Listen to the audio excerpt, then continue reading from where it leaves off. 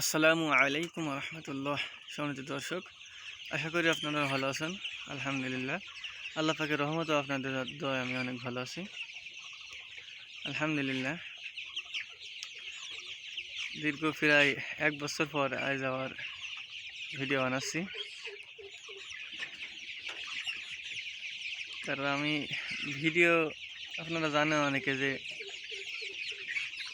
ভালো লাগলে বানাই না। আলহামদুলিল্লাহ, আমার এই কালার মুরগির বয়স আজ 33 দিন।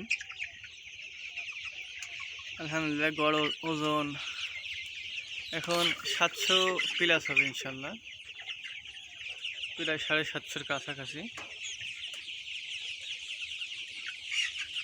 আলহামদুলিল্লাহ, মুরগির ফার্মে আপনার 30 দিন বয়সে 29 দিন বয়সে মুরগির ফ্যান দিয়েছিলাম। হঠাৎ ফ্যান দেওয়ার কারণে হালকা দুটো একটা মুরগি একটু খ্যাকখুক করছে, ঠান্ডা লেগেছে। এজন্য মুরগির ঠান্ডার যে ডোজটি করছি, এখন এটা আপনাদের দেখাবো কী দিয়ে ডোজ করছি। আলহামদুলিল্লাহ, দ্বিতীয় দিন সলসাস ঠান্ডার ডোজ 48 ঘন্টা হয়ে গেছে। এখনও 48 ঘন্টা করব 7 দিন। কারণ যে কোনো ঠান্ডার ডোজ আপনার 3 দিন করলে সেটা পুনরায় আবার ফিরে আসতে পারে। এই জন্য আমি 7 দিন করাই, অনেক সময় 5 দিনও করে জটিল ক্ষেত্রে। যে ওষুধটি খাওয়াচ্ছি এটা আপনার ডক্সিভেট, এটা ডক্সিভেট, এটা 2 লিটার পানিতে 1 গ্রাম দিচ্ছি। আর এর সাথে দিচ্ছে আপনার টিলমিকোসিন, ঠান্ডার আপনার অত্যন্ত কার্যকারী একটি ওষুধ। টিলমিকোসিন মানে গ্রুপের নাম টিলমিকোসিন। আপনার যে কোনো কোম্পানির ওষুধ এটা দিতে পারেন, টিলমিকোসিন গ্রুপের।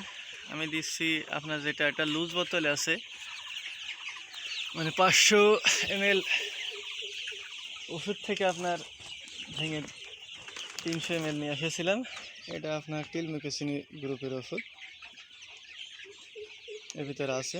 এটা দিচ্ছে আপনার 2 লিটার পানিতে, এটা 1 ml, 2 লিটার পানিতে 1 ml দিচ্ছি।